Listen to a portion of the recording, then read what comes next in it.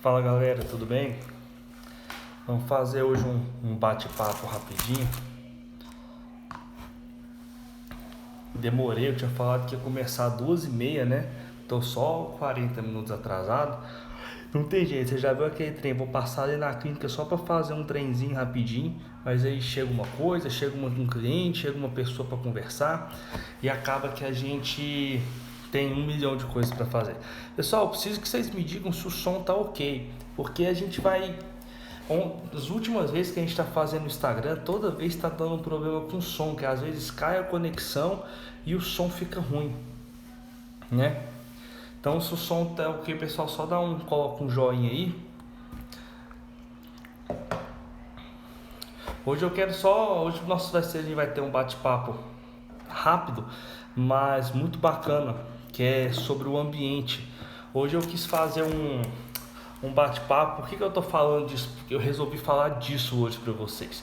Que eu atendi um paciente ontem. Foi um paciente obstruído. E esse paciente, ele tinha passado a 5ª vez que esse gato tinha sofrido um processo obstrutivo. Pela 5ª vez. E ele já chegou para mim querendo fazer, o proprietário já chegou para mim querendo fazer penectomia. Só que aí eu fui conversar com ele. Tá, das outras vezes que tinha feito o procedimento de desobstrução, como é que foi o tratamento para casa? E o que acontece? Uma coisa que realmente me espantou, e para a gente que mexe muito com feridas é uma coisa básica, mas se a pessoa não tem muita vivência, é uma coisa que eu sempre digo, às vezes o veterinário do cão não vê que isso é tão importante, certo? E eu peguei, sabe aquele tipo de pessoa que tem tudo registrado, tudo de tudo, e aí tava com as folhas, eu peguei os receituários que os colegas anteriores tinham passado. E era medicação, tramadol, meloxicam, amitriptilina, 1 milhão de coisas. E uma coisa que me assustou, por um lado assustou e outro lado foi assim, até interessante, porque eu resolvi trazer esse assunto aqui hoje para vocês nesse bate-papo. Nenhum dos 4 anteriores, né? Porque a 5ª vez chegou em mim, fez enriquecimento ambiental e tratou esse paciente. Olha só, é muito comum, é lógico que a gente não está dizendo que um paciente que sofre um processo obstrutivo não tenha que receber medicações. É óbvio que ele vai ter que receber, né, pessoal?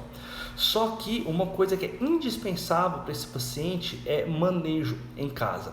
Eu vou contar para vocês como que era a história desse paciente. Ele chama Tom. Para fazer esse bate-papo eu tive autorização, tá, do cliente para utilizar o nome e o histórico dele aqui para vocês.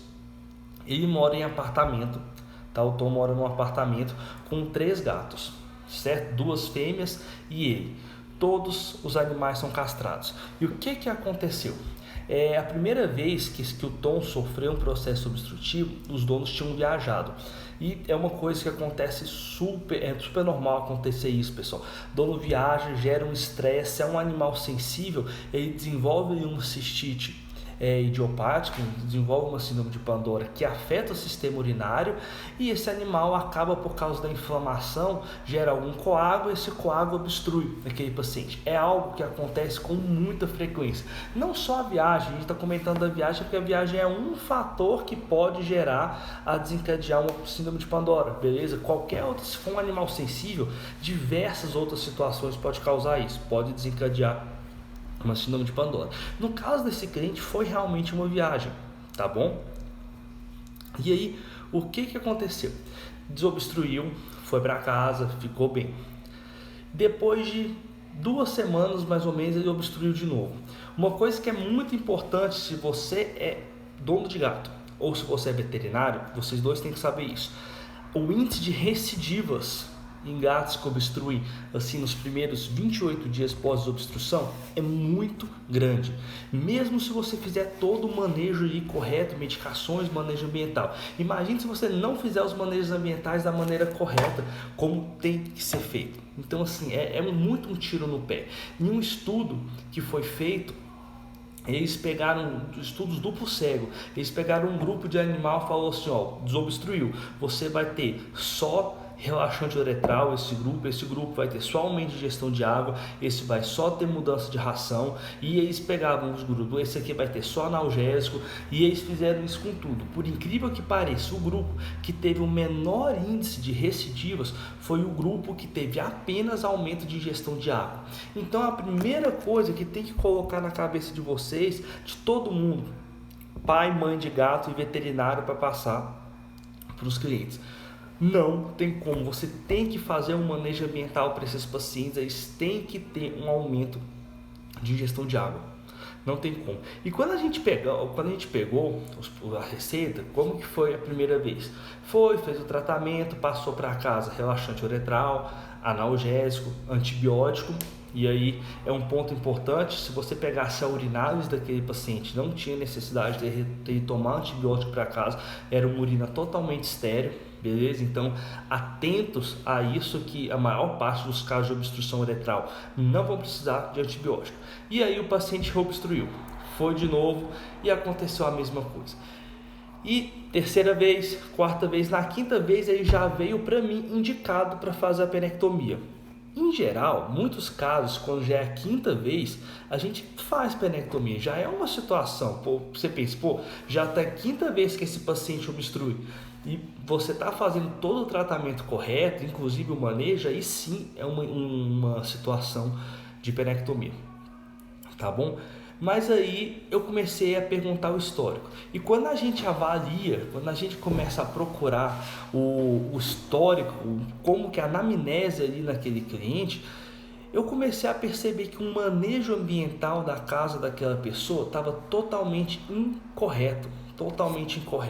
Eu vou falar algumas coisas para vocês que vocês já vão começar a ver que era um manejo muito ruim. Primeiro, havia na casa 3 gatos, uma vasilha de água, que na verdade era uma fonte. Eles tinham comprado uma fonte, aquela fonte era para os 3 gatos, beleza? A casa tinha uma caixa de areia. A casa não tinha nenhum tipo de enriquecimento ambiental, como brinquedo, arranhadores, nada que esses animais pudessem manifestar o comportamento natural deles. Não tinha nada para esses gatos fazerem na casa que não fosse dormir.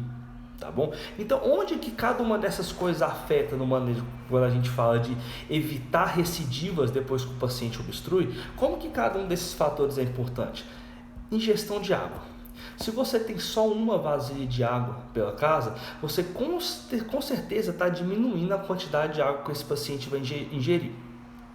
Vamos supor, a gente toda vez, às vezes você nem quer beber água, mas aí às vezes você vai lá na cozinha, passei aqui na cozinha, deixa eu beber uma água.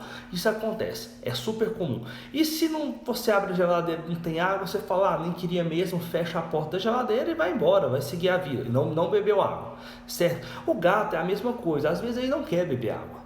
E aí ele está passando aí, mas se você tem várias vasilhas de água espalhadas pela casa, ele está passando aí, opa, água, vou beber. Aí passa no outro cômodo, opa, água, vou beber. E se você só tem uma vasilha de água em um local, você está pensando que esse gato só vai beber água quando ele passar por onde? Por aquele ambiente, por aquele local ali onde está aquela fonte de água.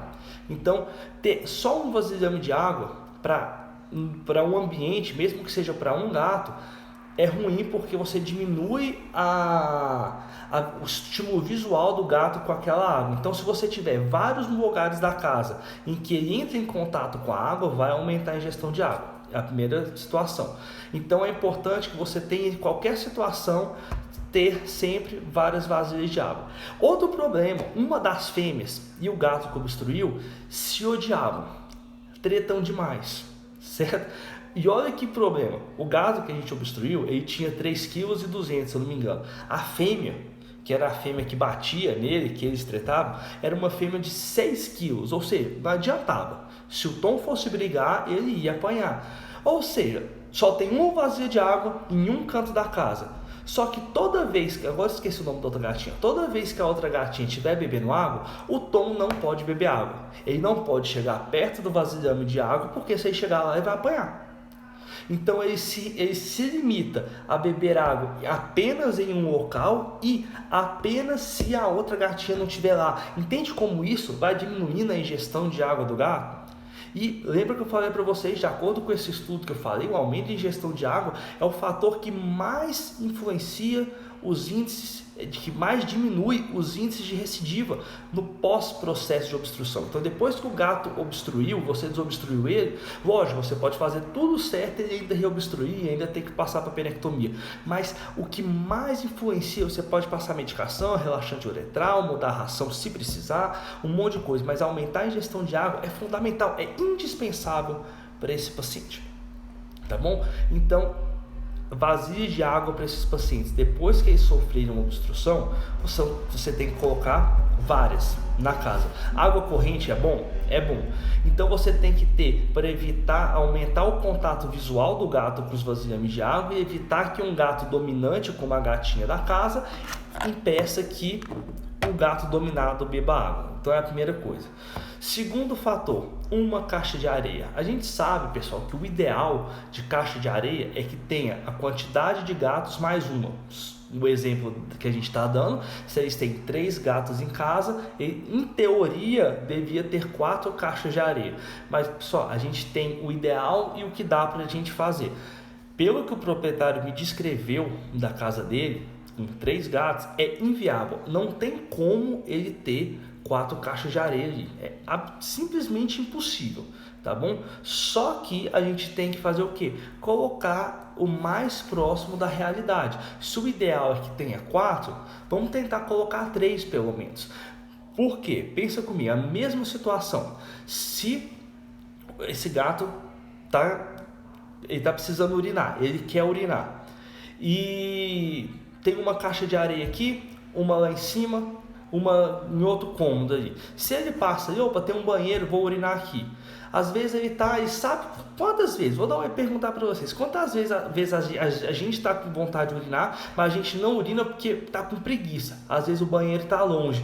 Aí você espera que você está com preguiça de sair aqui do Netflix, o banheiro está lá longe e, enfim, aí o que acontece? Aí você vai quando você não aguenta mais. Só que a retenção urinária também é um fator que influencia drasticamente as recidivas. O gato, quanto mais ele reter urina, mais ele concentra aquela urina e maior é a probabilidade daquele paciente, o que, pessoal? Sofrer uma recidiva. Então esses pacientes que sofrem obstrução não podem, em hipótese nenhuma, reter urina. Então você tem que ter várias caixas sanitárias espalhadas pela casa. Exatamente para ele não reter urina. Às vezes ele está com vontade, mas não está muito repleto, ele não está com muita vontade. Opa, mas tem uma caixinha de areia ali, deixa eu falar, vou aproveitar, vou fazer aqui. Aí vai no outro cômodo, faz mais um pouco ali, certo? Então é importante que você tenha várias caixas de areia. O ideal é a quantidade de gatos mais um. Tem um gato, 2 caixas. Tem 5 gatos, 6 caixas. Mas vocês vão vendo que assim, a gente tem que trabalhar o mais próximo do ideal. O ambiente, o apartamento desse cliente era assim, era impossível, não tinha como a gente colocar 4 caixas de areia, certo? A gente conseguiu colocar 3 caixas de areia espalhadas pela casa. E a caixa de areia não é só você colocar a caixa de areia para ele e largar ele lá. Gato é extremamente higiênico. Então se a caixa eu vou ter uma caixinha de areia aqui, vou fazer xixi. Só que ele chegar, se a caixinha está muito suja, ele não urina.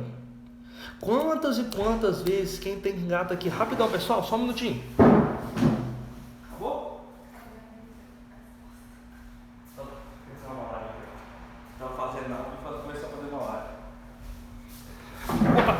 Quantas e quantas vezes a gente não vê situações e relatos de gatos que às vezes eles estão com vontade de urinar e às vezes eles vão na caixa de areia, ela tá suja. Aí eles miam até a hora que o dono vai lá, o proprietário vai lá, troca a caixa de areia. Troca a areia da caixa. E aí quando troca, ele defeca, ele urina, o que quer que seja. Então, ou tanto que isso é importante. Então não basta você ter caixa de areia, essas caixas têm que estar limpas, higienizadas, tá bom? Então a gente desobstruiu esse paciente, foi uma desobstrução muito difícil, ele ainda está sondado e eu acredito que ele vai melhorar. A gente vai tentar fazer um manejo ambiental. Luiz, é certeza que você vai conseguir? Não, porque esse paciente já foi desobstruído muitas vezes. E quanto mais esse paciente vai sendo obstruído, vai sofrendo o processo cicatrizacional, a uretra certo? E vai sofrendo fibrose. E aí, às vezes, você tem uma estenose. E quando você tem estenose, não adianta. Aí você realmente tem que fazer uma penectomia. Então, talvez esse paciente realmente tenha que ir para uma penectomia, mas não é assim de cara, tá bom? Não precisa ir de uma vez agora para penectomia. Dá pra gente esperar, certo? Então tomar muito cuidado. Luiz, a ração urinária é sempre que tem que passar a ração urinária? Não, depende. Você tem que passar a ração urinária se o pH daquela urina estiver muito alto, se tiver precipitação muito grande de cristais de estruvita, aí você tem que acidificar. Mas às vezes o paciente obstrui, você pega a urina dele e não tá com pH normal, então não precisa de acidificação dessa urina, tá bom? Tá, aqui a Isabel está perguntando aqui, o que fazer quando o gato come areia, que é um problema comportamental. Vou deixar essa pergunta para depois, tá bom? Toma muito cuidado, senão esse gato não está com anemia, mas pode ser comportamental. A gente vai fazer uma live com o pessoal da Psicovet, a gente vai chamar ela para fazer uma live com a gente. Guarda essa pergunta, mas a primeira coisa que eu quero que você veja é se ele não está com anemia, tá bom? Então, pessoal, os veterinários que estão aqui, sempre lembrar que o tratamento de um felino com obstrução uretral é indispensável que você faça um manejo em casa. Agora, relaxante uretral é importante? É importante. Analgésico é importante? Deus, é muito importante. Esse gato sente muita dor no pós-obstrução. Então, isso é indispensável. Tá bom? Eu só vou... Tá batendo uma aula com os alunos do curso online, pessoal. Só vou finalizar a aula e já volto, tá?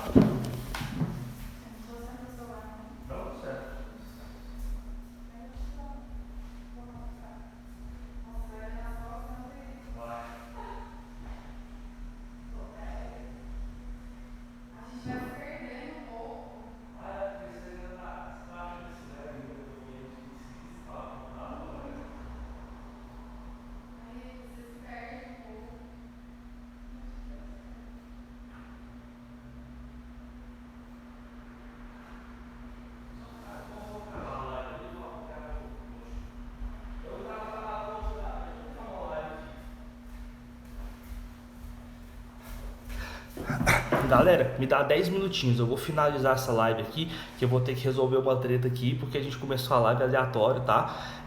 Daqui um pouquinho eu começo a live de novo pra vocês, a gente continua, tá bom?